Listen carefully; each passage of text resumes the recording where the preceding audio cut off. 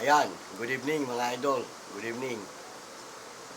Ito naman po muli ang inyong lingkod ay muli nagbabalik upang muli nyo makasama sa may sandali ng ating kwentuhan. Balikan lang natin yung mga nakaraang video na tinalakay ko sa inyo. Tungkol pa rin ito doon sa mga idol natin na nasa larangan ng mga Ghost Explorer at Ghost Hunter.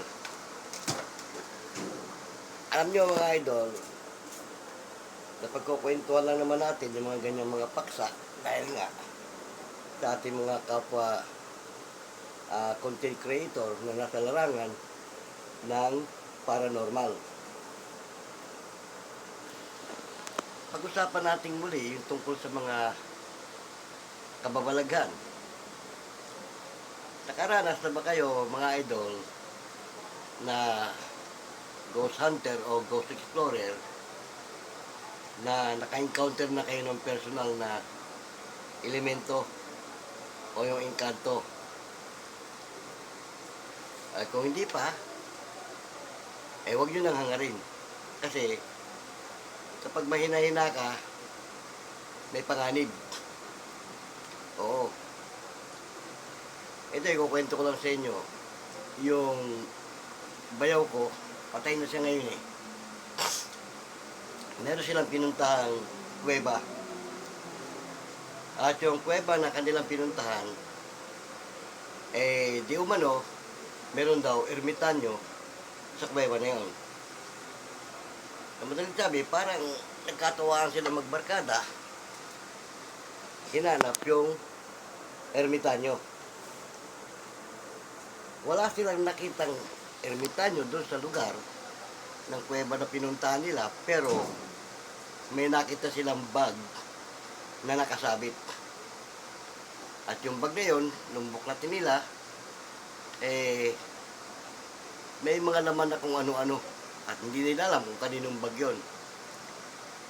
Ngayon, meron siyang dalang magnet galing doon sa bag.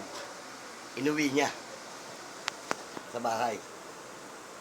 Noong time na yun naman, kasalukuyan nandun ako sa kanila dahil inimportan niya ako para magpintura nung kanilang bahay. Oo.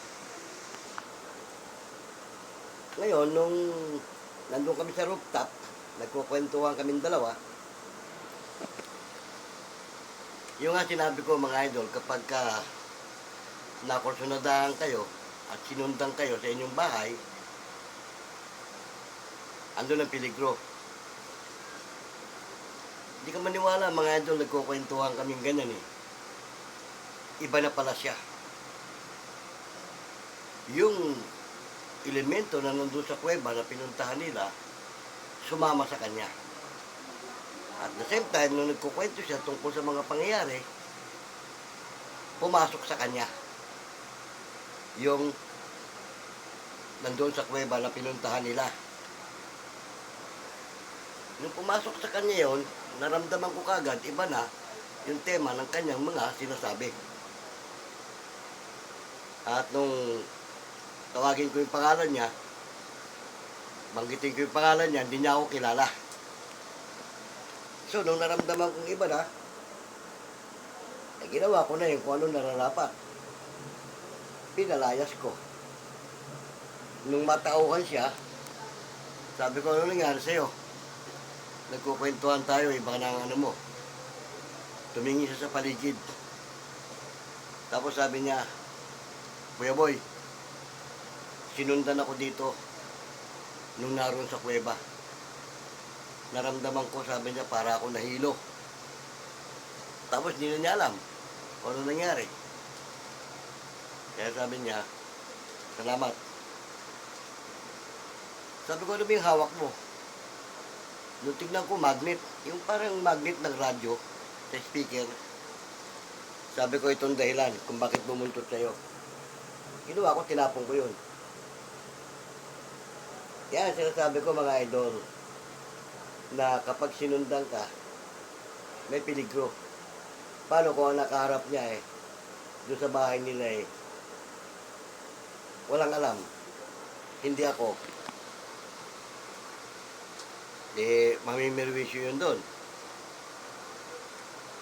Marahil siguro, kaya sumanib sa kanya yun, baka sinubukan din ako. Kaya lang, mga idol, nagkamali siya na gusto niya ako subukan. Right there and then, pinalayas ko yun. 2 tapuyong ko lang sa ulo, lipad eh. Oo, kasi yan, pag hindi mo kayang palayasin yan, ikaw mismo, pipirwisyoin ka yan. At yan nga, nananakit yan. Lalo pa nasa rooftop kami, pwede kang ihulog niyan. Buhating ka, ihagis ka sa labas. O, di ba? Kaya hindi ko na inantay na gano'n ang mangyari. Kaya pagka kayo mga idol, nag-explore kayo, lalo na sa taas, nasa mataas kayong lugar, mag-ingat kayo. Kasi, baka mamaya, ihulog ka, tabigin ka, yon. Nabanggit ko na rin doon sa una kong video, mga idol, yung mga masamang espiritu, o yung mga multo, etc., mga kaluluwang ligaw na sinasabi nila, wala yang kakayahang manakit. Pag nagpakita sa iyo yan, hindi mo makakausap yan para ka nakipag-usap sa tuod. At hindi yan, nagsasalita. O, 3 seconds ka, mawawala din yan sa harapan mo. Hindi kagaya ng elemento, kapag nagpakita sa iyo, kakausapin ka. Ikipag-usap yan. At may kakayahan niyang hawakan ka, ibalibag ka. Oo, yan ang katakutan nyo, hindi yung mga multo. Dahil ang multo, walang kakayahan. Hindi ka kayang hawakan nun, hindi mo rin siya mahahawakan. Maliban na, mismong diablo ang mag-anyo. Anyong tao. Yan, may kakayahang hawakan ka, may kakayahang ibalibag ka dahil diablo yan. Pero ang maligno, nakakasangkapanin niya, may kakayahan din yun. Lalo na mga elemento. Ayan, nakapagkukwento lang naman natin, nagbalik kwentuhan lang tayo dahil nga doon sa mga una nating napagkwentuhan, ito ay advice ko pa lang din sa ating mga idol dyan. Oo. Alam ko, mga eksperto rin kayo sa pag-ghost hunter, pag-ghost explorer, pero iba na yung nag-iingat. Di ba, tama? Kasi nga, kung hindi pa kayo nakaranas, makakita at makainkwentro ng personal, huwag nyo lang hangarin. Kasi delikado. Maliban na, kung talaga may kakayahan ka, at kaya mong harapin, go! Di ba? Pero yan naman mga idol, sa totoo lang, anumang uri ng mga elemento yan, kapag alam niya na may malakas ka rin kakayahan, hindi naman yan. Oo. Hindi magpakita, hindi ka magpapakita. Paparamdam yan. Pero hindi magpapakita. Kasi alam niya na pag nagpakita siya ng personal sa'yo, at kaya ka niya, at kaya mo siya, may piligro din na magapi mo siya. At yun din ang iniiwasan nila. Alam naman nila yan eh, kung may kakayahan ka o wala eh. At saka, ang malimit pakitaan ng mga ganyan, mga idol, kapag ka naorahan ka na matatakutin. So yan, kaya sa mga kasama nyo, mag-ingat kayong magdala ng kasama na matatakutin. Yan ang madaling pasukan. Oo. Mahina espiritu niyan eh. Hindi kagaya ng mga malalakas ang loob, matatapang, hindi basta-basta yun. Lalo't sanay na. Di ba, tama? Yan naman, napagkukwentuhan lang natin kasi nga sa mga napapanood natin, sa ating mga kapwa content creator na nasa ganyang larangan. Oo. Tayo naman, palibasa tayo may karanasan din sa ganyan, binabahagi natin sa kanila. Para naman kahit paano nakakapulot din sila ng konting idea. Di ba, tama? Alam nyo, meron pa akong mga kapwa nating ghost explorer na napapanood, pero hindi ko alam kung scripted yung ginagawa nila o totoo. Kaya minsan tama rin si Idol Bungo na maraming fake na ghost hunter. Pero nabanggit ko na rin sa mga una kong video, kaya scripted o hindi yung ginagawa nyo, mag-ingat kayo. Lalo kung scripted yan, gawing makatotohanan ng Diablo yung ginagawa nyo, baka kayo mismo mataranta. Di ba? Kasi, pag nakihalo sa inyo yan, iba na. Yung nga lang halimbawa, 10 oras ng gabi, dalawa kayo magkasama, nagkukwentuhan kayo tungkol sa mga ganyang bagay na nakakatakot o katatakutan. Yung mga elemento na nasa paligid nyo, nakikinig yan. Nangyari nga sa akin yan eh. Sa amin ng anak ko eh. Nagkukwentuhan kami. Nakabungad kami sa may pintuan, bukas yung pinto namin. Siguro mag-aalauna yun. Na madaling araw. Kamaniwala eh. Nagkukwentuhan namin yung banyo eh. Kasi doon sa banyo na yun, may mga nagpapakita doon eh. Ay yung kapitbahay namin eh. Pinakitaan ng tiyanak, nakaupo doon, nakatayo doon sa inidoro. Tandara pa ng takbo eh. So ganun ang naging topic ng aming kwentuhan. Mamaya konti, di ka maniwala eh. Binalibat kami ng balde. Wala naman tao, dalawa lang kami. Oh. Kaya sabi ko sa iyo, mga elemento, may kakayahan yan, bumuhat ng anumang bagay. Oh. Mas nakakatakot yan, kaysa doon sa sinasabi nilang multo. Ang multo, anumang oras magpakita sa'yo, huwag mong katakutan yan. Ay, kapapahamak mo dyan, sarili mo. Pag natakot ka, tumakbo ka. Nadapa ka kaya. Oh. O kaya, nasa mataas na lugar ka, nahulog ka dahil sa takot mo. Yan. Pero kung hindi ka matatakot, naka-steady ka lang, kahit naman kausapin mo yun, hindi naman magsasalita yan eh. Para kang kumausap sa tuod eh. Pero ang elemento, pag nagpakita yan, minsan nagpapakita rin yan sa anyong tao. Pero pag tunay niyang anyo, pinakita sa'yo, baka mataranta ka. Ano ba, tama? Yun. Ito naman eh, napagkukwentuhan lang natin ulit. Binalikan lang natin. Dinugtungan lang natin yung nakaraang video. So, para kahit paano, makakapulot din kayo ng idea. Tandaan nyo mga idol, ha? Huwag kayong aalis ng inyong bahay sa mga kayo pupunta, lalo exploration ng inyong pakay. Huwag kayong aalis nang wala kayong proteksyon.